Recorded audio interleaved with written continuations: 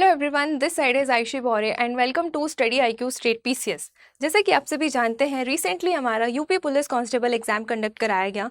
तो इस एग्जाम में मैथ्स और रीजनिंग से रिलेटेड जो भी क्वेश्चंस थे वो मैं आज आपको यहाँ पे कवर करूँगी। और बेसिकली हम बात करेंगे कि क्वेश्चन का लेवल टफनेस क्या थी, ठीक है, और उसके एनालिसिस को देखेंगे कि वो किस टॉपिक से बिलोंग करता है, कौन से चैप्टर से लिया गया था और उसका लेवल ऑफ टफनेस क्या थी। ठीक, तो आइए हम देखते हैं यहाँ पे कौन कौन से क्वेश्चंस पूछे गए थे। यहाँ पे आप देख पा रहे होंगे कि फर्स्ट क्वेश्चन है आपका मैथ से, जिसमें लिखा है कि एक संख्या को अगर 119 से विभाजित किया जाता है, ठीक है, एक संख्या को अगर 119 से विभाजित करने पर 19 शेष बचता है, तो यदि इसे 17 से अगर हम डिवाइड करें तो क्या शेष बचेगा। ठीक, तो इस टाइप के क्वेश्चन में बेसिकली हमें जो देखेंगे पहले कि क्या 199 17 से पूरी तरह डिविजिबल है। हाँ है, ठीक है, तो इसी 17 से इस 19 को भाग दे देना है, तो जो आएगा वही आपका रिमाइंडर हो जाएगा। और क्वेश्चन में हमको रिमाइंडर ही निकालना था, तो आर आपका आ जाएगा यहाँ पे 2। ठीक, तो काफ़ी इजी लेवल का क्वेश्चन था जो कि यहाँ पे देखने को मिला। नेक्स्ट अगर हम देखें तो ये सिंप्लीफाई करने के लिए दिया गया था एक इक्वेशन, नॉर्मल सी है। अगर आपने सिंप्लीफिकेशन वाला चैप्टर पढ़ा होगा तो उसमें हमने आपको पढ़ाया था कि डेसिमल हो, फ्रैक्शन हो, नॉर्मल इक्वेशन हो तो कैसे सॉल्व करना है। ठीक, तो यहाँ पे आप देखेंगे कि डेसिमल के फॉर्म में इक्वेशन दी गई है आपको और एक्स की वैल्यू को फाइंड आउट करना है। ठीक है, तो इसमें आपको कुछ नहीं, सिंपली जो डेसिमल है उसको रिमूव करना था। ठीक है, तो 1728 है तो ये हो जाता है 1728/100 और नीचे यहाँ पे x तो हमको गिवन है ही, और जो न्यूमरेटर डिनोमिनेटर में आपको दिया है 3.6 इंटू 0.2, तो इसको आप क्या कर देते, 3.6 को आप कन्वर्ट कर लेते 36/10 में और 0.2 को आप कन्वर्ट कर लेते 2/10 में। दोनों के बीच मल्टीप्लिकेशन था ही। ठीक है, अब इस वाले डिवाइड को आप रिमूव करते और ये पूरी वैल्यू पलट जाती और ये मल्टीप्लिकेशन में कन्वर्ट हो जाता। तो जो आपकी इक्वेशन बनती वो कुछ इस तरीके से बनती कि 728/100, इस x को भी आप डिवाइड से रिमूव कर लो तो हो जाएगा 1/x, और ये पूरी इक्वेशन, ठीक है, ये पूरी इक्वेशन जो यहाँ पे डिवाइड में है वो इनटू में चली जाएगी और आपस में पलट जाएगी। तो 10/36 इंटू 10/2, स्पेस नहीं है इसलिए मैं इस साइड लिख रही हूँ। ठीक है, तो जब आप इसको सॉल्व करेंगे तो बेसिकली आपकी इक्वेशन बनेगी x के फॉर्म में, और हमें क्या करना था, x की वैल्यू तो निकालनी थी ना। तो जब आप इसको सॉल्व करोगे ना, ये फाइनल इक्वेशन है, जब आप इसको सॉल्व करोगे तो आपका आंसर आ जाएगा 12। ठीक, काफ़ी इजी लेवल का क्वेश्चन यहाँ पे देखने को मिला। नेक्स्ट अगर हम देखें तो अगेन डेसिमल वाले चैप्टर से क्वेश्चन है, काफ़ी इजी है, सिर्फ नॉर्मल इसमें प्लस माइनस करना था और कुछ भी नहीं करना था। अगर आप देखेंगे तो ये दो डेसिमल में वैल्यूज़ दी गई हैं, इनके बीच में प्लस साइन है, यहाँ पे क्वेश्चन मार्क है। क्वेश्चन मार्क को आप क्वेश्चन मार्क रहने दो या एक्स सपोज करके भी कर सकते हो, और यहाँ पे एक वैल्यू दी गई है। ठीक, तो इसको आपको क्या करना था, सिंपली इन दोनों को आप ऐड कर देंगे, जो भी आएगा उसको इस वाली वैल्यू से माइनस कर देंगे। तो जब आप इसमें से माइनस करेंगे तो आपको मिलेगा 3578.116। देखो, जब भी इस टाइप का क्वेश्चन आता है ना तो हमें पूरा पूरा सॉल्व नहीं करना है, उसको लास्ट के यूनिट डिजिट्स देखते हुए आपको कैलकुलेट करना है। ठीक है, तो जब आप इसको half of the portion he solve करोगे ना तो आपको लास्ट में 8.116 दिख जाएगा, तो आप इसको मार्क कर सकते थे। ठीक है,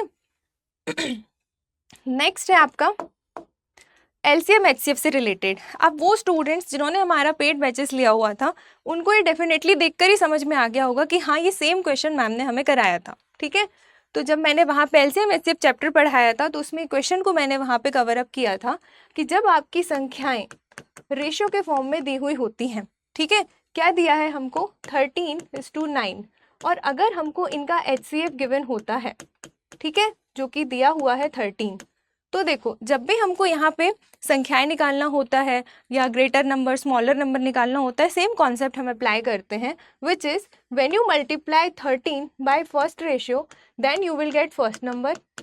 ठीक है, और when you multiply 13 by 9 then you will get second number. तो जब आपको पहले और दूसरी संख्याएं मिल जाएंगी तो डेफिनेटली वहाँ कंपेयर तो कर ही लोगे ना कि कौन सी बड़ी और कौन सी छोटी है।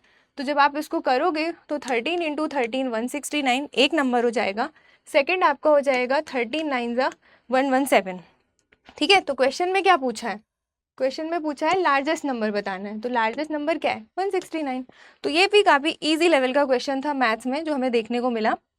ओके, नेक्स्ट क्वेश्चन अगर हम देखें तो नेक्स्ट क्वेश्चन आपका रेशियो से है, और ये भी काफ़ी इजी क्वेश्चन है एकदम। जब हम रेशियो पढ़ते हैं तो रेशियो की जो बेसिक ही वर्ड प्रॉब्लम होती है उसमें हमें ये क्वेश्चन देखने को मिलता है।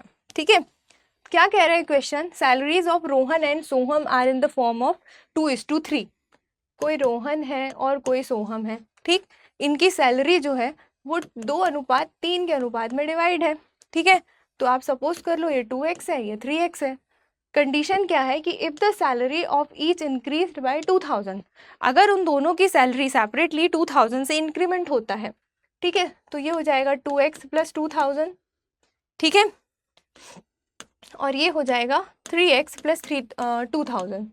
ठीक, तो जब इंक्रीमेंट हुआ तो कंडीशन क्या बनी कि जो रेशियो था वो 40:57 के फॉर्म में हो गया। तो ये पूरी वैल्यू किसकी इक्विवेलेंट हो गई? 40:57 की। ठीक है, तो क्वेश्चन में हमको बोला है कि सोहम की प्रेजेंट सैलरी बतानी है। ठीक, तो इसमें कुछ भी नहीं करना था, सिंपल आप क्रॉस मल्टीप्लिकेशन करोगे, आपको मिलेगी x की वैल्यू। ठीक, अब जो x की वैल्यू आएगी वो आंसर नहीं है। आंसर क्या होगा? हमने देखा कि सोहम की सैलरी का रेशियो क्या है? 3x है ना, तो जो x की वैल्यू आएगी ना उसमें आप 3 का इंटू करोगे, देन योर फाइनल आंसर आएगा 17,000। ठीक है, तो ये आप खुद कर लेना, फाइनल कैलकुलेशन ही करनी है और कुछ नहीं करना। नेक्स्ट हमारा क्वेश्चन है परसेंटेज के फॉर्म में। ये भी काफ़ी इजी क्वेश्चन था जो यहाँ पे पेपर में देखने को मिला। ठीक, ये सारे क्वेश्चन मैक्सिमम हमने जो भी बैचेस में पढ़ाए हैं उसको कवर अप कर रहे हैं। ठीक है, तो वो बच्चे जिन्होंने बैचेस में एनरोल किया था उनके लिए काफ़ी ये प्रॉफिटेबल रहा होगा। ठीक, वो इन क्वेश्चन को डेफिनेटली सही करके आए होंगे। देखिए क्या है क्वेश्चन कि किसी स्कूल में 20% छात्र जो हैं वो 10 साल से कम उम्र के हैं। ठीक है, मान लो कि कोई स्कूल है जहाँ पे 100% स्टूडेंट हैं। ठीक है, 100% में से जो 20% है ना वो 10 ईयर्स से कम उम्र वाले हैं, -10 ईयर्स वाले। ठीक, जो रिमेनिंग 80% होंगे ये ऑब्वियस है कि या तो ये 10 ईयर्स वाले होंगे या तो ये 10+ ईयर्स वाले होंगे। ठीक, नाउ क्या क्वेश्चन है कि 10 वर्ष से अधिक उम्र के छात्रों की जो संख्या है वो 10 साल की उम्र के छात्रों की संख्या विच इज 48 उसका 2/3 है। मतलब कि जो 10 ईयर्स वाले स्टूडेंट्स हैं ना उनकी संख्या है 48 और जो 10+ ईयर्स वाले स्टूडेंट्स हैं उनकी संख्या है 48 का 2/3। ठीक, यही कंडीशन है। तो जब आप इसको सॉल्व करोगे तो ये 16 टाइम्स में कट जाएगा, तो 10+ ईयर्स वालों की संख्या आ गई 16 2 = 32। देखो अब क्वेश्चन में क्या बोला है, छात्रों की हमें टोटल संख्या निकालनी है। तो टोटल संख्या आप कैसे निकालोगे? 10 ईयर्स वाले ये हो गए 48, 10+ ईयर्स वाले हो गए 32। तो when you add 48 + 32 what will you get? ये हो गया आपका 80।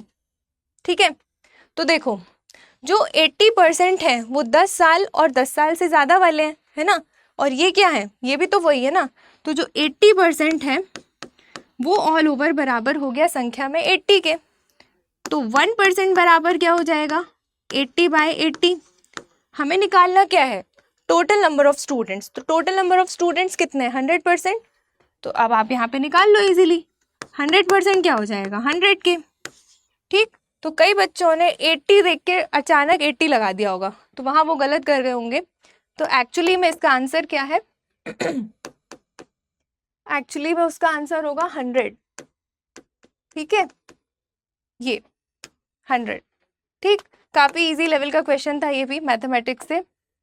ठीक, नाउ एक क्वेश्चन है यहाँ पे कि एक वस्तु एक निश्चित कीमत पर बेची जाती है, प्रॉफिट एंड लॉस से है, ये भी हमने कराया हुआ था। अगर उस कीमत के 2/3 में उसको बेचें तो 10% का लॉस हो रहा है। तो अगर बताओ अगर हम उसको उसकी प्रीवियस कीमत यानी कि मूल कीमत पे बेचेंगे तो लाभ कितना होगा? 10% की यहाँ हानि हो रही है, सॉरी।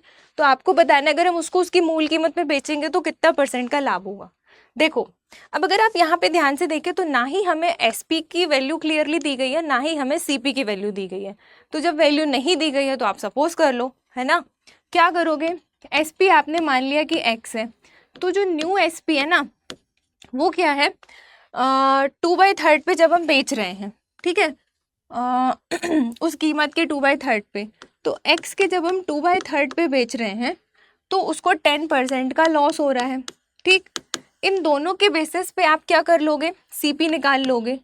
इन दोनों के बेसिस पे जब आप CP निकाल लोगे तो इस CP को कंपेयर करोगे आप इस प्रीवियस SP से। क्यों? क्योंकि उसने बोला उसकी मूल कीमत पर लाभ प्रतिशत निकालना है। ठीक है, तो ये हो गई इसकी मूल कीमत। ठीक, मतलब पुरानी वाली कीमत। ओके, तो इन दोनों के रिस्पेक्ट में आप हमारा को CP निकल जाएगा। यहाँ पे कैसे निकलेगा, वही हमारा formula SP equals to CP into 100 minus L divided by 100 से। ठीक, तो इस बेसिस पे आपका CP निकलेगा। और ध्यान रखना जो CP होगा ना वो भी x के टर्म में निकलेगा, वहाँ पे वो पूरा सॉल्व नहीं होगा। तो उस x की टर्म को पुराने वाले SP से कंपेयर करके आपका प्रॉफिट निकल जाएगा। ठीक है, और हमको निकालना है प्रॉफिट परसेंट। तो प्रॉफिट परसेंट का फॉर्मूला होता है P/CP इंटू 100। ठीक, तो जब आप इस फॉर्मूले में रखोगे देन यू विल गेट 35%। तो आपका आंसर आ जाएगा कितना, 35%।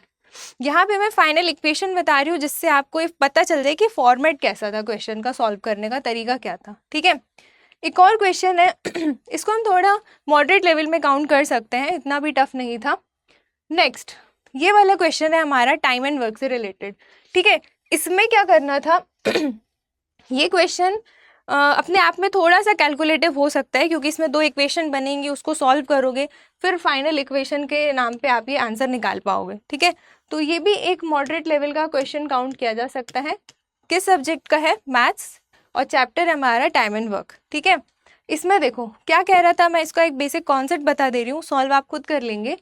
4 लड़के और 6 लड़कियां किसी काम को 10 डेज में कर रहे हैं। ठीक है, 4 लड़के और 6 लड़कियां 10 डेज में कर रहे हैं। ठीक है, जबकि 6 लड़के और 4 लड़कियां उसी काम को 8 डेज में कर रहे हैं। 6 लड़के, अच्छा लड़कों को बॉयज से डिनोट कर लो, लड़कियों को गर्ल्स जी से। ठीक है, 6 बॉयज और कितनी 4 गर्ल्स कितने से 8 डेज में कर रहे हैं। ठीक है, तो देखो यहाँ पे हमारी 2 इक्वेशन फ्रेम हो गई। दोनों इक्वेशन के आप कोफिशिएंट को इक्विवेलेंट कर लोगे। जब आप इक्वेशन सॉल्व करोगे तो आपको 1 बॉय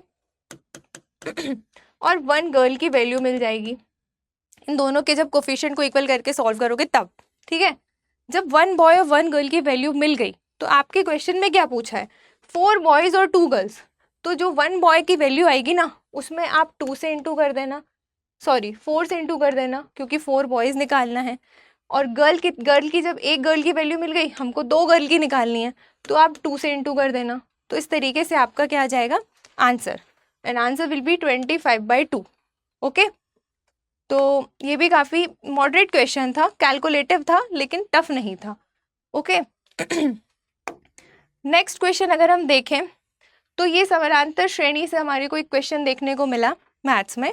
क्या क्वेश्चन था कि इनका जो डिफरेंस है कितना है वो देख लो।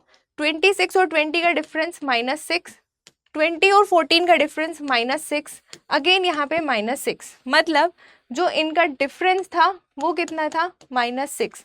अगर हम इसके फर्स्ट टर्म की बात करें तो फर्स्ट टर्म क्या थी हमारी 26, ये दिख रही है आपको, और nth टर्म क्या है हमारी 21, क्योंकि हमको 21वां पद निकालना है। ओके, तो इसको हम कैसे करेंगे, आपको पता है फॉर्मूला a+n-1 इंटू डी होता है। ठीक है, तो जब आप a की जगह पे a की वैल्यू 26, n की जगह पे 21 और यहाँ पे -1 और d की जगह पे -6 रखोगे। ठीक है, तो जब आप इस इक्वेशन को सॉल्व करोगे देन यू विल गेट -94। तो इस क्वेश्चन का आंसर क्या हो जाएगा, -94। ये फाइनल इक्वेशन आप खुद कैलकुलेट कर सकते हैं, प्लस माइनस ही करना है, नथिंग एल्स। ठीक है, इसके बाद एक और क्वेश्चन था जो यहाँ पे हमको SI CI से देखने को मिलता है, विच इज़ कि एक धनराशि है CI के बेसिस पे है, चक्रवृद्धि ब्याज के बेसिस पे। क्या कह रहा है कि 3 साल बाद 4,460 और 6 इयर्स के बाद 6,690 हो जा रही है। ठीक है, तो बताओ उसकी अनुमानित राशि क्या है। ठीक है, एक्चुअल राशि वो थी कितनी जो इतने इतने ईयर्स में इतनी हो जा रही है। तो इस टाइप की क्वेश्चन को करने के लिए सिंपली कोई राशि x थी, ठीक है, जो 3 इयर्स के लिए रखी गई तो वो 4,460 हो गई। ठीक, और यही राशि, ठीक है, यही राशि 6 ईयर्स के लिए रखी गई तो ये हो गई 6,690। तो इस टाइप के क्वेश्चन में ना बेसिकली जो मिड वाली वैल्यू होती है, ये जो मिड वाली वैल्यू होती है, ये प्रोपोर्शन में काउंट करके हम इसको इजीली सॉल्व कर सकते थे इन वन सिंगल लाइन। ठीक, कैसे? इन दोनों का जो गुणनफल होगा आपस का 4460, ठीक है, 4460 into 4460, this value equivalent to इसका और इसका मल्टीप्लिकेशन। ठीक, फर्स्ट और थर्ड का। ये वाले कॉन्सेप्ट से हम इसको इजीली एक लाइन में कर सकते थे। जब आप इन दोनों का इंटू करोगे, ठीक, और इसमें से इसको यहाँ पे डिवाइड में ले आओगे, तो जो आपकी x की वैल्यू आएगी वही आपका आंसर होगा। एंड आंसर अप्रॉक्सीमेटली फर्स्ट होगा 2973.33। जब आप इस इक्वेशन को दोनों का गुणा करके 6690 से भाग दोगे तो आपको जो वैल्यू आएगी वो आपकी इस रिस्पेक्ट में आएगी। ठीक है, तो इसका आंसर हो जाएगा ए। नेक्स्ट क्वेश्चन, नेक्स्ट क्वेश्चन आप देख पा रहे हैं। ये क्वेश्चन काफ़ी इजी था। किस चैप्टर से बिलोंग करता है? ये पार्टनरशिप से। ठीक है, तो पार्टनरशिप का बहुत जो बेसिक चैप्टर होते, बेसिक कॉन्सेप्ट होते हैं, वहीं से लिया गया था। क्या कह रहा है क्वेश्चन कि 3 साझेदार हैं पी, क्यू और आर। ठीक है, एक बिजनेस को शुरू करते हैं। क्या होता है उसमें, जो पी की कैपिटल है, मतलब पी की जो पूंजी है, उसका 2 गुना क्यू की पूंजी के 3 गुने के बराबर है। ठीक, मतलब पी की पूंजी का जो 2 गुना है, पी की पूंजी का 2 गुना क्यू की पूंजी के कितने के? 3 गुने के बराबर है। ठीक, इस तरीके से जमा लिए होंगे आपने। तो यहाँ से हम पी और क्यू का रेशियो निकाल सकते हैं 3/2। ठीक, इजीली। नेक्स्ट है कि और क्यू की जो पूंजी है सेपरेटली, वो आर की पूंजी के 4 गुने के बराबर है। मतलब क्यू की पूंजी आर की पूंजी के 4 गुने के बराबर है। तो यहाँ से आप Q/R निकाल लो, 4:1। ठीक है, नाउ इन सभी का रेशियो फॉर्म में देख लो, P/Q/R। P और Q की वैल्यू कितनी है? 3/2। ठीक है, Q और R की वैल्यू कितनी है? 4/1। ठीक, तो यहाँ पे 2 और यहाँ पे 4। ये हमने स्टेप का क्वेश्चन आपको सॉल्व कराया हुआ था बैचेस में। 4 3 ज़ा 12, 4 2 ज़ा 8 और ये हो जाएगा 2 1 ज़ा 2। ठीक है, इसको और रिड्यूस कर सकते हो आप। कैसे? 2 6 ज़ा 12, 2 4 ज़ा 8, 2 1 ज़ा 2। ठीक, तो 6 4 और 1 का रेशियो आ गया। तो ये आपका प्रॉफिट का रेशियो है। ठीक है, और प्रॉफिट वैल्यू अमाउंट में कितनी दी गई है? 27,500। तो आप क्या करोगे, इसका जो सम ऑफ रेशियो होगा ना, वो इस वाली अमाउंट के इक्विवेलेंट हो जाएगा। कैसे? 6 4 10 और 1 11, मतलब जो 11 रेशियो होगा, ठीक है, जो 11 रेशियो होगा ना, वो बराबर हो जाएगा 27,500 के। ठीक है, तो एक रेशियो बराबर कितना हो जाएगा? 11 से आप डिवाइड कर दोगे। तो यहाँ पे आप जब 11 से डिवाइड कर दोगे, देन यू विल गेट 11 1 ज़ा 11, 11 2 ज़ा 22 और 11 5 ज़ा 55। तो 2500 ये कितने की वैल्यू आई? ये एक रेशियो की वैल्यू आई है। ठीक है, एक रेशियो की। क्वेश्चन में क्या पूछा है? क्वेश्चन में पूछा है, कहाँ गया क्वेश्चन? हाँ, क्वेश्चन में पूछा है कुल लाभ में आर का हिस्सा कितना है। तो आप रेशियो में जाके देख लो आर का हिस्सा कितना है, एक रेशियो। और एक्चुअली में भी हमारा क्या निकल रहा है? एक रेशियो। तो क्या हो जाएगा इसका आंसर? 2500। ठीक है, इस तरीके से क्वेश्चन करना था, इजी था, कर लेंगे आप इसको भी, कर लिए होंगे इसको भी। ठीक, आई होप। नेक्स्ट क्वेश्चन देखते हैं। नेक्स्ट क्वेश्चन है हमारा यहाँ पे एवरेज से और एक सर्कल से। ठीक है, क्या क्वेश्चन है? देखो ये वाला समझते हैं पहले। इस पे क्या लिखा है कि वृत्ताकार मैदान का क्षेत्रफल आपको दिया है 13.86 हेक्टेयर में, यूनिट इसकी हेक्टेयर है। ठीक है, अगर 3.2 प्रति मीटर की दर से इसमें बाड़ लगाने की लागत ज्ञात कीजिए। मतलब 3.2 प्रति मीटर की दर से आपको इसमें फेंसिंग कॉस्ट निकालनी है। तो क्या करना था? हिंट भी दे रखी थी कि 1 हेक्टेयर इक्वल है 10,000 मीटर स्क्वायर के। तो सिंपली जो पहले आपका हेक्टेयर में यूनिट है ना, उसको आप मीटर स्क्वायर में कन्वर्ट कर लो। कैसे करोगे? आपको गिवन है 1 हेक्टेयर इक्वल्स टू इतना, तो इतना हेक्टेयर निकाल लो। तो 13.86 हेक्टेयर कितना हो जाएगा? 10,000 में 13.86 का क्या कर दोगे, इनटू 13.86, तो यहाँ पे एक वैल्यू आ जाएगी जब आप इसको सॉल्व करोगे तो। ठीक है, नेक्स्ट है कि 3.2 प्रति वर्ग मीटर की दर से इसमें फेंसिंग कॉस्ट निकालनी है। तो ये क्या है, एक्चुअली में ये एरिया है, किस चीज़ का, लिखा भी है, क्षेत्रफल है ये वृत्ताकार मैदान का, तो मतलब वृत्त का, तो वृत्त का क्षेत्रफल फॉर्मूले में क्या होता है, पाई आर स्क्वायर। ठीक है, तो पाई आर स्क्वायर बराबर हो जाएगा इस वाली वैल्यू के जो आप यहाँ पे निकालोगे। ठीक, उसके बाद जब आप इसको सॉल्व करोगे तो यहाँ पे पाई की वैल्यू रख दोगे 22/7 आर स्क्वायर, और यहाँ पे वो वैल्यू जो इन दोनों को इंटू करके आएगी। ठीक है, इसके बाद आपका जब आप इसको सॉल्व करोगे तो आपके पास सिर्फ और सिर्फ आर निकल के आ रहा है, लेकिन आर आंसर नहीं है। क्वेश्चन क्या है, हमको फेंसिंग कॉस्ट निकालनी है उसकी, तो हम क्या करेंगे, वहाँ पे परिमाप की बात हो रही है। ठीक है, मतलब पूरे में फेंसिंग लगानी है, उसकी कॉस्ट निकालनी है, परिमाप निकालेंगे। तो जो सर्किल होता है, ठीक है, उसका परिमाप का फॉर्मूला क्या होता है, 2 पाई आर। ठीक, तो ये जो आर निकलेगी उसको यहाँ पे रख दोगे, 2 की जगह पे 2 और 22/7 की जगह पे 22/7 रख दोगे। तो जब आप इसको सॉल्व करोगे, अगेन आपके पास जो वैल्यू आएगी उसमें आप 3.2 का इंटू कर दोगे, तो आपकी फाइनल कॉस्ट आ जाएगी।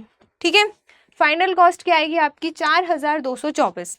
ठीक, तो तरीका ये है, मैंने यहाँ पे आपको फॉर्मेट डिस्क्राइब कर दिया कि इसको किस तरीके से सॉल्व करना था। जो कैलकुलेशंस है वो आप खुद भी कर सकते हैं।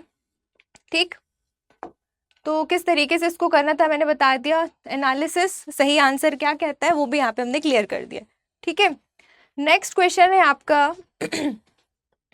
एवरेज से। ठीक है, ये भी बहुत इजी क्वेश्चन है, इस टाइप के क्वेश्चन भी मैंने बैचेस में पढ़ाए थे। क्या क्वेश्चन है कि 6 संख्याओं का औसत 3.75 है। ठीक है, मतलब 6 संख्याओं का योग कितना हो जाएगा, 3.75। ठीक है, नाउ उनमें से 2 का औसत 3.2 है, कोई 2 संख्याएं हैं उनका औसत 3.2 है, तो 2 संख्याओं का योग ये हो गया। ठीक है, जबकि अन्य 2 का औसत कितना दिया है, 3.55, तो रिमेनिंग 2 का औसत कितना हो जाएगा, 3.55। तो ये जो 2 और ये 2 हो गए, ये हो गए कितने, 4। ठीक है, तो इसका क्या करेंगे आप, इसमें से इन दोनों को जोड़ देंगे और इसमें से घटा देंगे। ठीक है, तो जब आप इसको सॉल्व करोगे तो आपके पास जो वैल्यू आएगी, ठीक है, वो वैल्यू में आप 2 से डिवाइड कर दोगे तो आपका शेष 2 संख्याओं का एवरेज निकल जाएगा। ठीक है, तो इस तरीके से आपको करना था। 2 से क्यों डिवाइड किया, क्योंकि 2 संख्याओं का औसत निकालना था, संख्याएं नहीं निकालनी थी, इसलिए लास्ट में 2 से डिवाइड कर देना तो आपका ये इजीली सॉल्व हो जाएगा। ठीक है, तो ये भी काफ़ी इजी लेवल का क्वेश्चन था, एवरेज चैप्टर से देखने को मिला। ओके, नाउ नेक्स्ट क्वेश्चन है हमारा यहाँ पे क्या है, टाइम, स्पीड और डिस्टेंस से। ठीक है, टाइम, स्पीड और डिस्टेंस से रिलेटेड काफ़ी बेसिक क्वेश्चन था, जो कि जब भी हम इस चैप्टर को पढ़ते हैं तो सबसे पहले हम वही पढ़ते हैं, और उन्होंने उसी के रिस्पेक्ट में क्वेश्चन दिया था। क्या था क्वेश्चन कि एक लड़का 9 किलोमीटर प्रति घंटे की गति से 25 मीटर भुजा वाले एक वर्गाकार मैदान के चारों ओर दौड़ने में कितना समय लेगा। ठीक है, तो कोई वर्गाकार मैदान है भाई, ठीक है, उसकी भुजाएं कितनी दी गई हैं, 25-25 के रिस्पेक्ट में, 25 मीटर 25 मीटर, तो ऑल ओवर अगर हम देखें तो कितना घूमने की बात हो रही है, 100 मीटर। ठीक है, मतलब ये क्या हो गया आपका डिस्टेंस। ठीक है, टाइमिंग क्या है, स्पीड क्या दी गई है, 9 किलोमीटर प्रति घंटा, स्पीड दी गई है 9 किलोमीटर प्रति घंटा। अब आप देखेंगे कि जो आपका ऑप्शन है ना वो मीटर प्रति सेकंड के रिस्पेक्ट में है, तो आपको इस वैल्यू को कन्वर्ट करना था सिंपली। तो जब आप इसको कन्वर्ट करते तो 5/18 से आप इसको इंटू कर देते। जब हमको किलोमीटर से किलोमीटर प्रति घंटे से मीटर प्रति सेकंड में कन्वर्ट करना रहता है तो हम क्या करते हैं, 5/18 से इंटू कर देते हैं और हमारी यूनिट चेंज हो जाती है मीटर प्रति सेकंड में। ठीक है, तो 9 1 जा 9, 9 2 जा 18, यहाँ पे आ गया 5/2 मीटर प्रति सेकंड। ये क्या हो गई हमारी स्पीड। तो सिंपल जो चाल बराबर दूरी बटे समय वाला फॉर्मूला होता है, इसमें आप पुट कर देंगे तो आपका टाइम निकल के आ जाएगा विच इज 40 सेकेंड। ठीक है, तो यहाँ पे राइट आंसर हो जाएगा 40 सेकेंड। ठीक, काफ़ी इजी क्वेश्चन था। अब अगर हम नेक्स्ट देखें तो यहाँ पे एक वेन डायग्राम से रिलेटेड क्वेश्चन था, बहुत ही ज़्यादा इजी था। ठीक, इसमें कुछ भी नहीं करना था, आपको 3 चीज़ें दी गई थी। ठीक है, मतलब 3 टर्म्स दी गई थी, पति, परिवार और पत्नी। ठीक, तो इसका डायग्राम बनाना था। तो देखो ये हो गया आपका परिवार, ठीक, और इसमें आ गया पति और इसमें आ गई पत्नी। ठीक है, तो क्योंकि पति और पत्नी अलग अलग जेंडर के हैं तो वो अलग अलग काउंट होंगे, और वो होते किस में काउंट है, ओवरऑल परिवार में ना। तो यहाँ पे इसका वेन डायग्राम राइट वाला कौन सा हो जाएगा, ए वाला। ठीक है, तो बहुत ही कुछ सेकंड्स में सॉल्व होने वाला क्वेश्चन था। इसके अलावा हमको डीआई से एक क्वेश्चन देखने को मिला था कि क्या है कि यहाँ पे कुछ मोबाइल उत्पादन का डेटा दिया हुआ है। ठीक है, कुछ ईयर्स दिए गए हैं 2000 2001 2 3 4 5 6 7 8 इतने ईयर्स के मोबाइल प्रोडक्शन की बात की गई है। क्वेश्चन क्या है कि 2003 से 2004 तक मोबाइल के उत्पादन में अनुमानित प्रतिशत गिरावट क्या थी। ठीक, तो इसमें कुछ भी नहीं करना था। जब हम रेशियो और परसेंटेज वाले चैप्टर पढ़ते हैं तो उसमें हम ये निकालते हैं कि प्रतिशत कमी हुई तो कैसे सॉल्व करना है, प्रतिशत वृद्धि हुई तो कैसे सॉल्व करना है। ठीक, उन्हीं का कॉन्सेप्ट है जो ओवरऑल डीआई में पूछा जाता है। ठीक है, तो यहाँ पे क्या दिख रहा है आपको, 2003 यहाँ पे है। ठीक है, 2003 और 2004, तो यहाँ से यहाँ आ रहा है, मतलब कुछ गिरावट हो रही है। तो जो इनका अंतर होगा ना उसको आप ऊपर लिख लोगे। कंपेयर किससे कर रहे हैं, 2003 वाली वैल्यू से, तो 2003 की जो वैल्यू होगी वो आप यहाँ लिख लोगे, और परसेंटेज के लिए आप इंटू 100 कर दोगे। ठीक है, तो बेसिकली यहाँ से आपकी प्रतिशत गिरावट निकल के आएगी 23%। ठीक, जब आप इसको सॉल्व करोगे इनकी वैल्यूज को आप पुट करके सॉल्व कर सकते हो। ठीक है, बेसिकली हम यहाँ पे एनालिसिस और टफनेस लेवल की बात कर रहे हैं। नेक्स्ट है कि 2005 और 2006 का जो औसत उत्पादन है वो निम्नलिखित में से किन वर्षों के जोड़ों के औसत उत्पादन के एग्जैक्ट इक्वल है। ठीक है, तो इसमें क्या करना था, देखो अब ये नहीं कि आप सबका औसत निकालने लगे। ठीक है, यहाँ पे औसत मत निकालना, जोड़ पहले तो औसत निकालने के लिए योग पता होना चाहिए ना। तो आप ऑप्शन में देखो, ऑप्शन में कौन कौन से ईयर दिए गए हैं। ऑप्शन में ईयर दिया गया है 6 और 7, तो 6 और 7 का चार्ट में से योग निकाल लोगे, फिर 4 और 5 का योग निकाल लोगे। इस तरीके से योग निकाल के आप कंपेयर कर लोगे, जो क्वेश्चन में पूछा है उस वाले योग के जो इक्वल होगा वही आपका आंसर होगा। ठीक है तो इस तरीके से करना था ये वाले क्वेश्चन को। ठीक, नेक्स्ट क्वेश्चन है आपका कि 2001 की तुलना में, ठीक है, इसका राइट आंसर ये वाला हो जाएगा, 2001 की तुलना में 2008 में मोबाइल के उत्पादन में अनुमानित प्रतिशत वृद्धि बतानी थी आपको। ठीक है, 2001 की तुलना में 2008 में, चार्ट में चले जाओ देख लो, ये है 2001 और ये है 2008। ठीक, तो यहाँ से लेके यहाँ तक कितनी वृद्धि हुई है ये बताना है। तो फिर वो एक कॉन्सेप्ट, इन दोनों के बीच का जो अंतर होगा वो आप न्यूमरेटर में लिखोगे, डिनोमिनेटर में क्या लिखोगे जिससे आप कंपेयर कर रहे हो, दैट इज ये वाला डेटा जो यहाँ कहीं लाई कर रहा है, और इनटू 100 कर दोगे तो आपका यहाँ पे क्या आ जाएगा, प्रतिशत वृद्धि। ठीक है, तो जब आप उसको सॉल्व करोगे then you will get 183.33 approximate. Okay, next question है यहाँ पे इसी से रिलेटेड डीआई से कि किस वर्ष में पिछले वर्ष की तुलना में उत्पादन में प्रतिशत वृद्धि अधिकतम थी। ठीक है, तो जब आप इसको देखोगे क्या लिखा है, किस वर्ष में पिछले वर्ष की तुलना में प्रतिशत वृद्धि उत्पादन में अधिक थी। फिर से चार्ट में पहुंच जाओ ये देखो किस वर्ष में पिछले वर्ष की तुलना में, तो देखो अगर आप देखो जो भी ऑप्शन में आपको ईयर दिए हैं ना, आप उन्हीं ईयर्स का ले लो। ठीक है, तो अगर हम यहाँ से यहाँ तक देखें तो सबसे ज़्यादा यहीं पे वृद्धि हमको दिख रही है, 50% वाला इंक्रीमेंट। ठीक है, तो आपका डायरेक्ट यहाँ से चार्ट देख के ही क्लियर हो जाएगा कि आपको क्या बोला है, कौन सा कर रही थी यार मैं, हाँ कहाँ गया वो क्वेश्चन,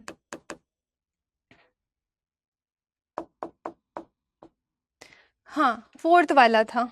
ठीक है, तो इस तरीके से आप उसका कंपैरिजन कर लेंगे वहाँ पे। नेक्स्ट है कि दिए गए वर्षों में कितने वर्षों में मोबाइल का उत्पादन दिए गए वर्षों के औसत उत्पादन से अधिक था, तो सबसे पहले तो आप पूरा औसत उत्पादन निकाल लोगे, उससे आप मोबाइल के उत्पादन को कंपेयर कर लोगे, जो वैल्यू उससे ज़्यादा होगी उन ईयर्स को आप मार्क कर लोगे, तो आप पाओगे कि टोटल ऐसे 4 ईयर होंगे जिनमें औसत उत्पादन से अधिक वृद्धि थी। ठीक है,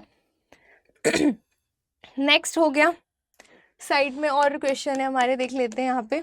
देखिए रीजनिंग से रिलेटेड कुछ क्वेश्चन है यहाँ पे, ये वाला कि दिए गए चित्र में यदि त्रिभुज स्वस्थ लोगों को दर्शाता है, आयत वृद्ध व्यक्तियों को, मतलब जो ट्राइंगल है वो हेल्दी पीपल को दर्शा रहा है, ठीक है, जो आयत है मतलब जो रेक्टेंगल है वो ओल्ड एजेस को दर्शा रहा है, ठीक, और जो सर्किल है वो मेल्स को दर्शा रहा है, ठीक है। तो उन पुरुषों की संख्या बताइए जो स्वस्थ हैं लेकिन वृद्ध नहीं है। तो आप डायग्राम में देख पा रहे होंगे स्वस्थ कौन कौन है भाई, जो ट्रायंगल के अंदर आ रहे हैं, ठीक है, ट्रायंगल वाले स्वस्थ हैं, और वृद्ध कौन है, जो रेक्टेंगल में आ रहे हैं। तो मतलब हमें ऐसे पुरुष निकालना है जो स्वस्थ तो हैं लेकिन वृद्ध नहीं है, मतलब जो ट्रायंगल में आए और जो सर्किल में आए, ठीक है। तो ट्रायंगल में आ रहा है और सर्किल में अगर हम देखेंगे 3, तो 3 जो है वो ट्रायंगल में भी आ रहा है और सर्किल में भी आ रहा है। 5 इसलिए नहीं होगा क्योंकि 5 रेक्टेंगल के अंदर भी आ रहा है ना। तो यहाँ पे हमारा राइट आंसर क्या हो जाएगा, 3। चार्ट देख के बहुत इजीली कर सकते हो। नेक्स्ट क्वेश्चन है आपका मैथमेटिकल ऑपरेशन से रिलेटेड रीजनिंग में, ये भी काफ़ी इजी लेवल का क्वेश्चन था। इसमें क्या कहा था कि अगर हम साइन को चेंज कर दें, इंटरचेंज कर दें, कैसे कि अगर प्लस को हम डिवाइड बोलें, ठीक है, क्वेश्चन है अगर प्लस को डिवाइड कहें, ठीक है, और क्या है, प्लस का अर्थ भाग है, और कहाँ गया, if plus stands for division and divide stands for, divide का मतलब इनटू है, ठीक है, और माइनस का मतलब प्लस है, ठीक है। तो आपको ये इक्वेशन दी गई थी, इसको आपको सॉल्व करना था, कुछ नहीं करना था, जहां जहां जो जो साइन बना है उसको जो जो इंडिकेट कर रहा है उसका साइन बना दो। तो क्या बन जाती है इक्वेशन 63। इनटू को क्या कह रहे हैं, इनटू को इनटू स्टैंड्स फॉर सब्ट्रैक्शन, ठीक है। तो 63 माइनस 24, ठीक है, प्लस को क्या कह रहे हैं, प्लस को कह रहे हैं डिवाइड, ओके, फिर 8, फिर डिवाइड को क्या कह रहे हैं इनटू, ठीक है, और ये 4।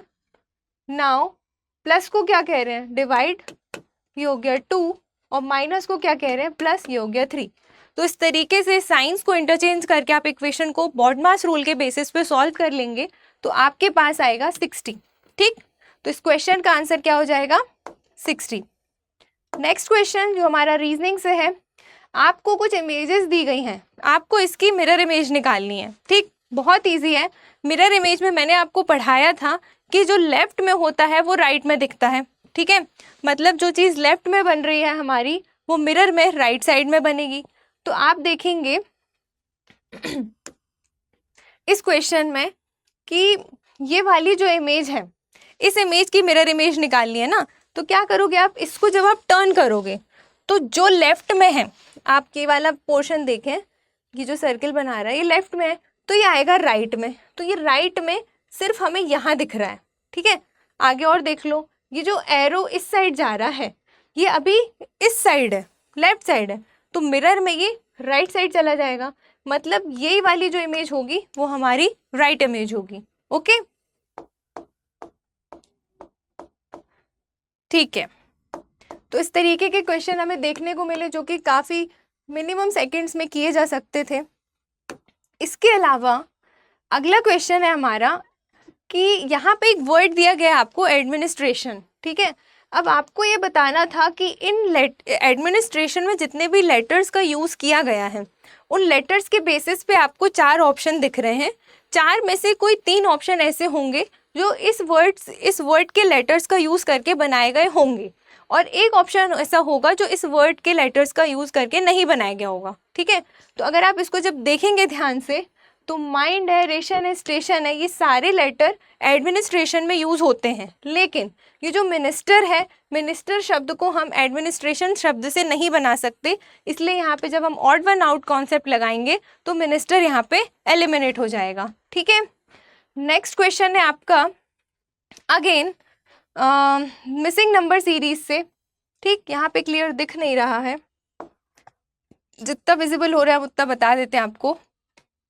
क्या क्वेश्चन है कि एक सीरीज है A gap D gap A N gap N gap, ठीक है। तो इस तरीके से सीरीज है, अगर आप इसके टोटल नंबर काउंट करेंगे तो ये कितने, इस टाइप के क्वेश्चन को करने के लिए हम सिंपली क्या करते हैं, जितने वेरिएबल हैं इंक्लूडिंग स्पेस उनको हम काउंट कर लेते हैं। तो आप देखेंगे 1 2 3 4 5 6 7 8 9 10 11 12 13 14 15 16 17 18 टोटल अगर आप इन स्पेस के साथ इंक्लूड करके लेटर्स देखेंगे ना तो वो कितने हैं, 18।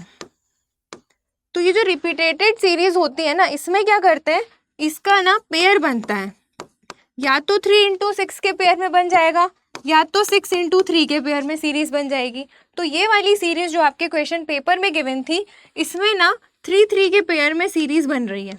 ठीक है, तो जब आप इसको फिल करेंगे तो आपका आंसर आएगा NMADNNA। ठीक है तो इस तरीके से आप देखते जाएंगे, कोई भी 3 का पेयर ऐसा होगा जहाँ पे अगले वाले का वैल्यू हमको मिल पा रहा होगा, तो वो आपको देख के इजीली बन जाएगा वहाँ पे। ठीक है, नेक्स्ट क्वेश्चन है कि दिए गए विकल्पों में से वह सही विकल्प चुने जो श्रृंखला को पूरा करेगा। क्या क्वेश्चन है, 8 23 38 53 68। बहुत ही सिंपल क्वेश्चन है, इन दोनों का अगर आप डिफरेंस देखेंगे ना तो +15 के रिस्पेक्ट में है। ठीक है, फिर आप फर्दर दोनों का देखेंगे तो +15, फिर इन +15 +15, तो लास्टली जब आप 68 में +15 करोगे, 68 में जब आप 15 ऐड करोगे तो व्हाट विल यू गेट, 83। क्या 83 ऑप्शन में है? हाँ, तो इसका आंसर सिंपली 83 हो जाएगा। ठीक, काफ़ी इजी लेवल का क्वेश्चन था। इसके अलावा एक और क्वेश्चन है रीजनिंग का कि शेर का संबंध अगर मान से है तो बताइए खरगोश का संबंध किससे होगा। ठीक है, तो जब शेर हमको पता है मान यानी कि गुफा में रहता है, तो खरगोश कहाँ रहेगा, बिल में। ठीक है, बहुत इजी क्वेश्चन था। इसके अलावा एक कोडिंग डिकोडिंग से क्वेश्चन देखने को मिला था। क्या क्वेश्चन था, ये भी बहुत सिंपल, एक बार में आपको सीरीज समझ में आ जाएगी। देखो, BPMN is related to CQNO। ठीक है, तो देखो B की प्लेस वैल्यू कितनी होती है, 2। हमने आपको जब कोर्सेज में पढ़ा रहे थे तो प्लेस वैल्यूज याद कराई थी और उस बेसिस पे काफ़ी सारे क्वेश्चन कराए थे, तो यहाँ तो काफ़ी इजी ही पूछा है। ठीक है, 2, P की वैल्यू होती है 16, M की होती है 13, N की होती है 14। ठीक है, तो रिलेटेड टू CQNO, तो B के बाद C आ रहा है मतलब +1 हो रहा है, P के बाद Q आ रहा है ना, और इसके बाद M के बाद N और N के बाद O। अगर आप देखेंगे तो +1 की सीरीज चल रही है। तो सिमिलरली जो GTPL है, इसमें जब आप +1 का कॉन्सेप्ट लगाओगे then you will get HUQM। ठीक, तो यहाँ पे राइट आंसर ये हो जाएगा। ज़्यादा कुछ इसमें दिमाग नहीं लगाना था, एक बार में ही आंसर आ रहा था। ठीक है, तो और अगर हम क्वेश्चन की तरफ देखें तो एक और क्वेश्चन था कि नंबर ऑफ ट्राइंगल काउंट करना था। ठीक, तो इसमें भी कुछ नहीं था, बहुत ईजी था। अगर आप इसको देखेंगे तो 1 2 3 4 5, अंदर कितने ट्राइंगल बन रहे हैं, 5। ठीक, अब आप पेयर में निकाल लो, एक इन दोनों से मिलके बन रहा है 6, एक इन दोनों से मिलके बन रहा है 7, एक इन दोनों से मिलके बन रहा है 8 और एक इन दोनों से मिलके बन रहा है। ठीक है, कहाँ गया, देखो 5 तो अंदर ही बन रहे हैं। ठीक है, एक 1 और 2 से मिलके बन रहा है, एक 2 और 5 से मिलके बन रहा है। ठीक है, एक 3 और 4 से मिलके बन रहा है। ठीक है, और एक 3 4 5 से मिलके भी बन रहा है, तो ये हो गए 6 7 8 9। ठीक है, और एक फुल एंगल है। ठीक है, और इसके अलावा जब आप 3 3 का पेयर लोगे तो 2 और जुड़ जाएंगे तो आपका आंसर आ जाएगा 12। ठीक है, पहले सिंगल सिंगल कैलकुलेट करोगे, फिर दो दो के जोड़े में, फिर तीन तीन के जोड़े में और एक फिर फुल। तो जब आप मिला के टोटल करोगे तो आपके पास आएगा 12 एंगल। ठीक है, तो यहाँ पे आंसर हो जाएगा 12। नेक्स्ट क्वेश्चन डायरेक्शन और डिस्टेंस से रिलेटेड था, बहुत ही इजी था। क्या क्वेश्चन है कि एक व्यक्ति उत्तर दिशा में 9 किलोमीटर चलता है। कोई व्यक्ति है, मान लो ये किस दिशा में चल रहा है, नॉर्थ डायरेक्शन में 9 किलोमीटर चल रहा है। ठीक है, ये हो गई नॉर्थ डायरेक्शन। नाउ फिर वह लेफ्ट और फिर वह बाईं ओर मुड़ता है और 4 किलोमीटर चलता है। नॉर्थ में बायां ये होगा, 4 किलोमीटर चला। ठीक है, उसके बाद फिर से बाईं ओर मुड़ता है, 10 चलता है। इधर देख रहा है तो बायां उसका नीचे होगा, तो 10 किलोमीटर चलेगा। तो ऑब्वियस है ये 9 है यहाँ तक, तो 10 थोड़ा आगे जाएगा। ठीक, पूरा मिला के 10 हो जाएगा। नाउ क्या क्वेश्चन है, फिर वह बाईं ओर मुड़ता है। देखो अभी वो साउथ की तरफ देख रहा है। ठीक, तो मैंने ये जब पढ़ा रही थी तभी बताया था, जब भी साउथ डायरेक्शन की बात होती है और आपसे अगर लेफ्ट मुड़ने को बोलेगा तो आप राइट मुड़ोगे, राइट बोलेगा तो लेफ्ट मुड़ोगे। साउथ में जाके चीजें उल्टी हो जाती हैं। तो यहाँ पे क्या पूछा है, क्या पूछा है, बाईं ओर मुड़ता है। तो साउथ में हो आप अभी, तो साउथ में बायां कहाँ होगा, इस साइड होगा। कितना, 4 किलोमीटर चलता है। ठीक है, तो अब वो कहाँ पहुंच गया, अब वो यहाँ पहुंच गया। तो क्वेश्चन इज व्यक्ति की इनिशियल स्टेज से वो कितनी दूरी पर है। तो पहले वो यहाँ था, है ना, पहले वो यहाँ था, अब वो यहाँ है। तो यहाँ से यहाँ तक की दूरी कितनी है, 1 किलोमीटर। तो आपका इजीली आंसर क्या आ जाएगा, 1 kilometre per hour, sorry 1 kilometre only. ठीक है, तो इस तरीके से क्वेश्चन यहाँ पे हमको देखने को मिले। इसके बाद कुछ डिसीजन मेकिंग से रिलेटेड थे, तो वो तो आपसे बन जाएंगे। जब हम डिसीजन मेकिंग वाला चैप्टर पढ़ेंगे सेपरेटली तब हम उसको वहाँ पे कवर अप करेंगे। ठीक है, यहाँ पे समझाने में it will take a lot of time, that's why I am skipping this. Next जो भी कैलकुलेटिव पोर्शन है वो हम यहाँ पे करा दे रहे हैं आपको। ठीक है, उसके बाद देखते हैं क्या बचता है। अगला क्वेश्चन है हमारा, हाँ देखो, अगर माँ इज रिलेटेड टू बच्चा, अगर माँ का संबंध बच्चे से है तो बादल का संबंध किससे, आपको ये बताना था। तो बहुत इजी क्वेश्चन था एनालॉजी से, तो यहाँ पे आ जाएगा बारिश। ठीक है, इसका आंसर इजीली हो जाएगा बारिश। ठीक, इसके अलावा आप अगर देखें तो रीजनिंग में कुछ ऑड वन आउट से रिलेटेड भी क्वेश्चन पूछे गए थे। ये सिंपल सा क्वेश्चन था, इसमें ऑड वन आउट आपको फाइंड करना था कि परेशान, दुख, उत्पीड़न और तोड़फोड़। ठीक है, तो थोड़ा डिस्प्यूटेड सा लग रहा है क्वेश्चन, कहीं इसको तोड़फोड़ आंसर दिया जा रहा है, कहीं इसका आंसर दुख दिया जा रहा है। ठीक है, तो इसमें आप देख लीजिएगा, वैसे तो तोड़फोड़ इसमें एज अ एक्शन देखा जाए तो यहाँ पे तोड़फोड़ आंसर को लिया जाएगा। नेक्स्ट है, सुरेश की बहन राम की पत्नी है। क्या है ये क्वेश्चन, ब्लड रिलेशन से। ब्लड रिलेशन रीजनिंग में मैंने आपको बहुत इजीली पढ़ाया था और आप ये डेफिनेटली करके आए होंगे जिन भी बच्चों ने कोर्सेज लिए थे। सेम क्वेश्चन इस टाइप का हमने किया था। क्या है कि सुरेश की बहन राम की पत्नी है। ठीक, कोई सुरेश है, ये उसकी बहन है। ठीक है, ये उसकी बहन है। तो जो सुरेश की बहन है वो राम की पत्नी है। यहाँ कोई राम है और ये कौन है, इसकी वाइफ है। ठीक, नेक्स्ट है कि राम रानी का भाई है। ये जो राम है ना, अब यहाँ पे स्पेस है नहीं, कहाँ से बनाऊं ये जो सुरेश है, ठीक है, सुरेश की बहन राम की पत्नी है। सुरेश की कोई बहन है, ठीक है, जो कि वाइफ है किसकी, राम की। ठीक है, ये वाइफ है। ठीक, अगला है कि राम रानी का भाई है। राम है वो किसी रानी का भाई है, भाई बना दो। ठीक, नेक्स्ट है कि राम के पिता मधुर है। ये राम है, ये इसके पापा है, यहाँ पे मधुर है। ठीक, ये होगा इसके पापा। ठीक है, अगला है कि शीतल राम की दादी है। दादी कहाँ से होगी, जो पापा की मम्मी होंगी। ठीक है, तो यहाँ पे कोई शीतल व्यक्ति है, शीतल एक लेडी है जो कि राम की क्या है, दादी है। ठीक है, इस तरीके से आपने बना लिया होगा। नाउ शीतल राम की दादी है और रेमा शीतल की बहू है। शीतल कहाँ गई? ये शीतल, इसकी बहू मतलब इसके पापा की वाइफ है ना, यहाँ पे हो गई। कौन है ये? रेमा, बहू हो गई ये। ठीक है, इसके बाद क्या बोला है? रोहित रानी के भाई का बेटा है।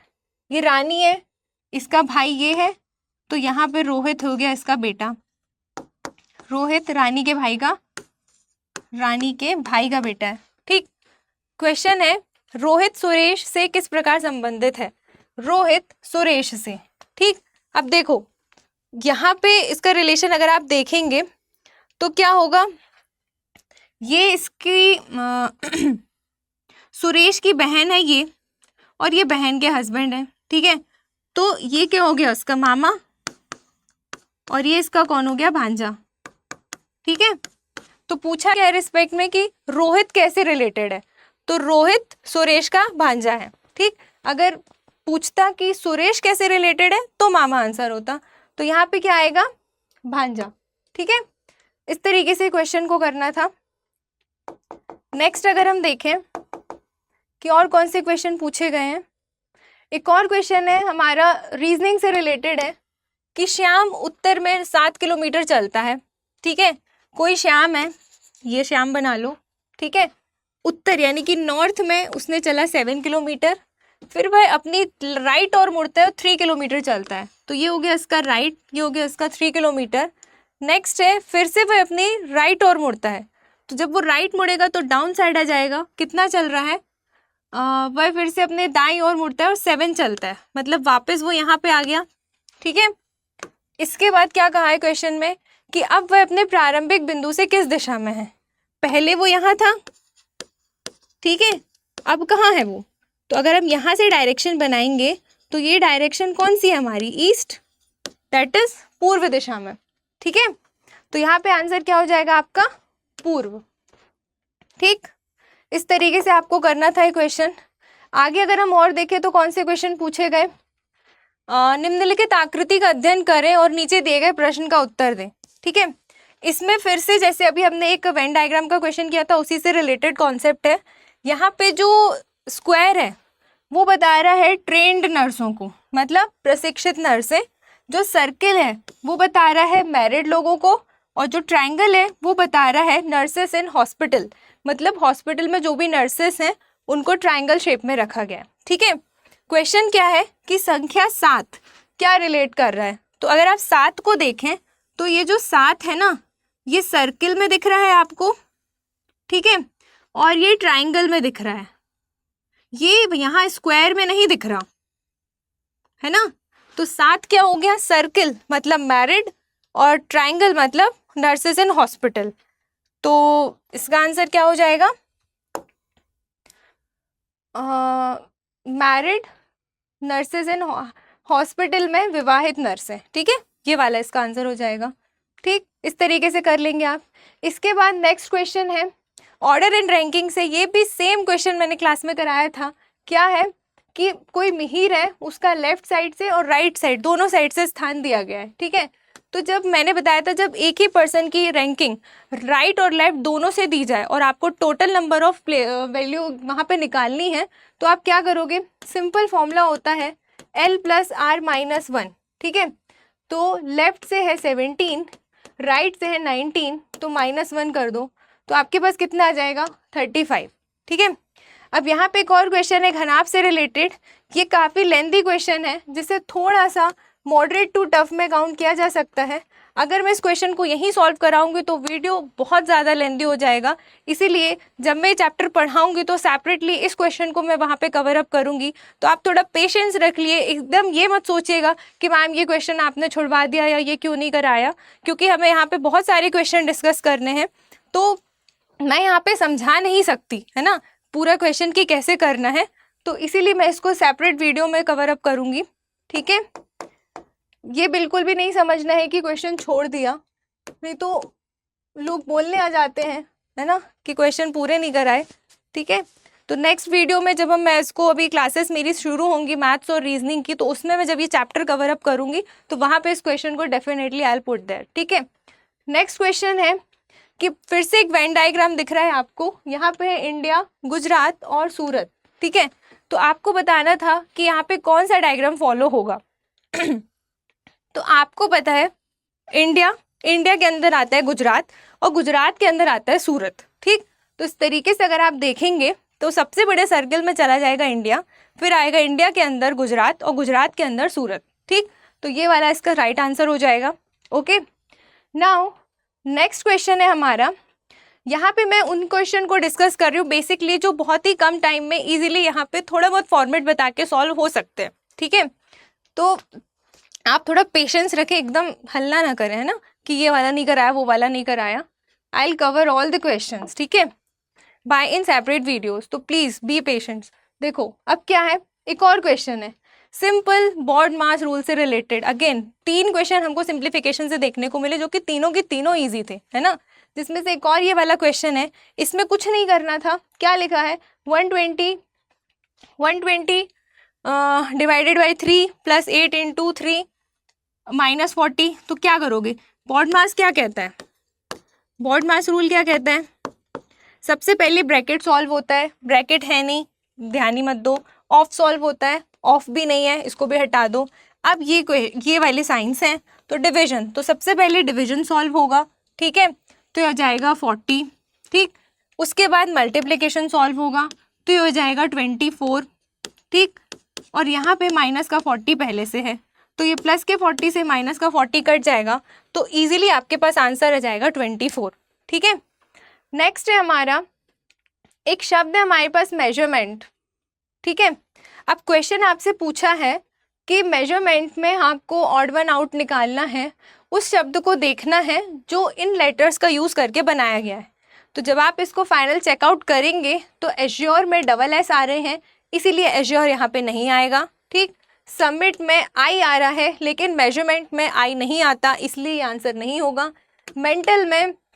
मेंटल में भी जो एल आ रहा है लेकिन मेजरमेंट में एल नहीं आता, इसलिए ये आंसर भी नहीं होगा। तो बचा जो रिटर्न्स वही आपका आंसर हो जाएगा, ठीक है। तो इस तरीके से करना था। एक और क्वेश्चन है जो यहाँ पे सॉल्व हो सकता है, इसलिए हम इसको देख लेते हैं। क्या है कि एक वैज्ञानिक एक सुरक्षित प्रयोगशाला के एक्सेस कोड को याद करने का ट्राई कर रहा है, तो उसको जो भी विवरण याद है उस बेसिस पे उसका कोड बनाना है, ठीक है। बहुत सिंपल है। क्या कह रहा है क्वेश्चन कि कोड 5 से शुरू होता है, तो 5 से शुरू कर दो, ठीक। सबसे पहले क्या लिख लो 5। नेक्स्ट है कोड 987 पे एंड हो रहा है, तो लास्ट में लिख लो 987, ठीक है, लिख लिया। अगला क्या कह रहा है कि जो दूसरा अंक है ना वो पहले अंक और 3 का योग है, मतलब दूसरा नंबर अभी पता नहीं है, कह रहा है पहले अंक और 3 का योग है। तो पहला अंक क्या है 5 और 3 उसमें जोड़ दोगे तो क्या हो जाएगा 8, तो दूसरा अंक आ गया हमारा 8। नेक्स्ट है कि जो तीसरा अंक है वो दूसरे अंक का आधा है, तीसरा अंक दूसरे का आधा है, तो दूसरा क्या है 8, तो 8 का आधा क्या हो गया 4, तो यहाँ पे क्या आ गया 4। तो ऑल ओवर आपका कोड क्या बना 584987, देख लो आंसर है क्या, कहाँ गया आंसर, हाँ 584987, ठीक है। इस तरीके के आपको क्वेश्चन पेपर में देखने को मिले। जहाँ तक अभी हम देखें तो 2-3 ही क्वेश्चन ऐसे थे जो थोड़े लेंदी साउंड हुए, बाकी सारे आपके बहुत कम टाइम में सॉल्व होने वाले क्वेश्चन थे। आई होप आप सभी ने उसको अच्छे तरीके से अटेम्प्ट किया हो। नेक्स्ट है यहाँ पे फिर से मिरर इमेज से रिलेटेड, ठीक है। अगर आप ध्यान दें तो मिरर इमेज से रिलेटेड अभी हमने एक और देखा था जिसमें इमेज बनी हुई थी, और दूसरा है कि अब यहाँ पे लेटर्स लिखे हैं। तो वही बात है जब भी मिरर इमेज का क्वेश्चन होता है तो जो वैल्यू लेफ्ट में लिखी होती है ना वो राइट में हो जाती है, ठीक है। जैसे अगर एल ऐसा लिख रहे हैं, एल एक्चुअली में ऐसा है तो ये मिरर में ऐसा हो जाएगा, ठीक है। अगर बी ऐसा है तो ये मिरर में ऐसा हो जाएगा, तो जो राइट है वो लेफ्ट हो जाता है। तो इस बेसिस पे आप देख लो, ये आपको क्वेश्चन दिया है, इसकी मिरर इमेज क्या बनेगी। अगर आप देखेंगे तो जो 6 है, ठीक है, 6 ऐसा बनता है तो मिरर में 6 हमारा कुछ पलट जाएगा, इस तरीके से बनेगा, ठीक। जो 4 ऐसा बन रहा है तो मिरर में 4 ऐसा कुछ बनेगा। तो जब आप इसको फैच करेंगे तो जो आंसर, जो ऑप्शन 1 है आपका, वो डेफिनेटली आपके मिरर इमेज का सही आंसर होगा। ठीक है, इसके अलावा एक और है, यहाँ पे हमको ऑर्डर सीक्वेंस बनाना था। ठीक है, क्या बनाना था? Order sequence. क्या क्वेश्चन है? कुछ आपको पॉइंट्स दिए हैं जिसमें है थकान, दिन, काम, रात और नींद। तो देखो, जब आप सीक्वेंस बनाओगे ना तो क्या होगा? सबसे पहले आएगा दिन, दिन में करोगे काम। ठीक है, तो पहले आ गया दिन, फिर आएगा काम, फिर होगी आपको थकान। ठीक, तीसरा, फिर उसके बाद आएगी रात और उसमें आएगी आपको नींद। ठीक, तो क्या सीक्वेंस बन जाएगा आपका? सबसे पहले आएगा 3, फिर आएगा आपका 5। तो आप देखेंगे 3, 5 वाले 3 ऑप्शन है। ठीक है, उसके बाद लिखा है फिर आएगा आपका थकान, तो 3, 5 के बाद 1 आएगा, तो 3, 5, 1 यहाँ पे भी है, यहाँ पे भी है। अब देखो, उसके बाद आएगी नींद, मतलब सेकंड नंबर, तो आपका ऑप्शन बी जो है वो सही हो जाएगा। ठीक, बहुत ही ऑर्डर, इसका जो सीक्वेंस था बहुत इजी था, डेली लाइफ से रिलेटेड था, आप इसको बना सकते थे। ठीक है, अगेन एक और क्वेश्चन आपको दिया है रीजनिंग में, पेपर कटिंग और फोल्डिंग से रिलेटेड। ठीक है, तो इसमें क्या करना था?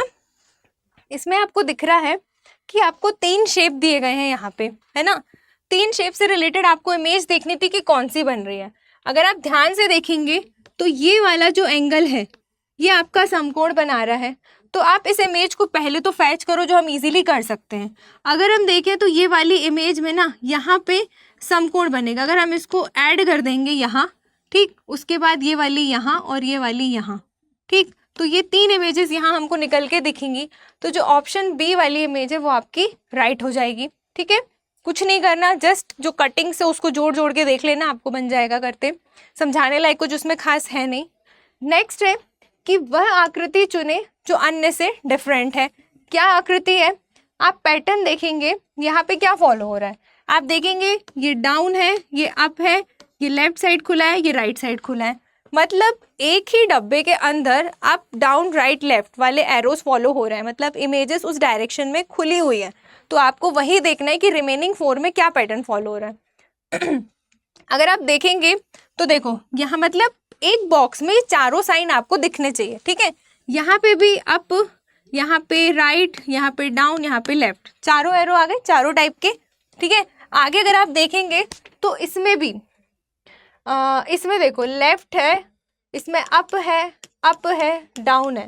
ठीक, तो अभी इसमें यहाँ पे राइट नहीं आया है। आगे देखेंगे ये राइट, ये डाउन, ये लेफ्ट, ये अप। ठीक, तो इस तरीके से आप जब ये वाली इमेज देखेंगे ना तो एक ही इमेज 2 बार ओपन हुई है अप साइड में। ठीक, एक एरो मिसिंग है, तो ऑड वन आउट में आपका ये वाली इमेज अलग हो जाएगी।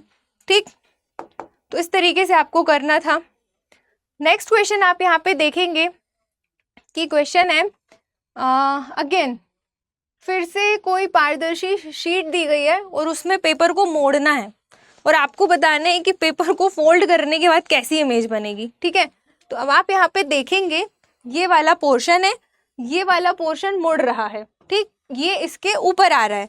तो देखो, कोई भी चीज जब पेपर फोल्ड कर रहे हैं तो ये वाली चीज चेंज नहीं होगी। अपने मन से दिमाग नहीं चलाना है वहां पे कि डाउन ट्रायंगल को अप ट्रायंगल कर दिया, है ना, ये सब नहीं करना है। वहां पे जो जैसा है, जिसके ऊपर पेपर आ रहा है, भाई पेपर उसके ऊपर आएगा तो उसके ऊपर एक इमेज आएगी, अंदर वाली चेंज नहीं होगी। ठीक है, तो अगर आप देखेंगे तो इसको जब हम इस साइड टर्न करेंगे, है ना, तो यहाँ पे देखो डाउन ट्रायंगल है, यहाँ पे भी डाउन ट्रायंगल है, लेकिन जब आप पेपर को फोल्ड करोगे तो ये वाला जो ट्रायंगल है ना, ये इधर जाएगा ना, तो ये इस सीक्वेंस में चला जाएगा। ठीक है, तो यहाँ पे वो सीक्वेंस फॉलो नहीं हो रहा। यहाँ पे आप देखेंगे तो डाउन ट्रायंगल को उसने अपने आप अप ट्रायंगल कर दिया, तो यहाँ पे भी वो चीज़ फॉलो नहीं हुई। इसको आप देखेंगे तो ये इमेज जब इसमें फोल्ड होगी, ध्यान से देखना, तो सर्किल चढ़ जाएगा डाउन ट्रायंगल के ऊपर, हाँ चढ़ गया, और ये वाला जो पोर्शन इधर का मुंह है ना, ये चला जाएगा इस साइड। तो यहाँ पे हमको ये वाली इमेज दिख रही है। ठीक है, और ये वाली इसीलिए नहीं होगी क्योंकि इसने डाउन ट्रायंगल को अपने आप अप ट्रायंगल में कन्वर्ट कर दिया। तो जो 3 वाली इमेज है वो आपकी राइट हो जाएगी, दैट इज आंसर सी। ठीक है, तो इस तरीके से करना था, ये भी बहुत इजीली हो जाता। अब अगर हम देखेंगे तो 2 क्वेश्चन और है हमारा, जिसमें से अगेन एक क्वेश्चन फिर से आपका सिंप्लीफिकेशन से रिलेटेड है, कुछ नहीं है, बॉड मास रूल लगाना है इसमें आपको, ठीक है। बॉड मास रूल लगाओगे तो सबसे पहले ब्रैकेट और ऑफ दिए नहीं है, कोई मतलब नहीं उससे, फिर आता है डिवीजन, तो जहाँ जहाँ डिवीजन है पहले वो सॉल्व हो जाएगा, ये दोनों पहले सॉल्व होंगे, ठीक है। फिर इनटू का साइन आएगा, इनटू का साइन आएगा, और ये जो मिक्स फ्रैक्शन में लिखा है इसको नॉर्मल फ्रैक्शन में आप बदल देना, ठीक। तो फिर ये वाली वैल्यू सॉल्व हो जाएगी, फिर उसके बाद मल्टीप्लिकेशन करोगे, फिर फाइनल में आप एडिशन कर दोगे, तो आपका आंसर आ जाएगा 1/20 मिक्स फ्रैक्शन में आएगा, ठीक है।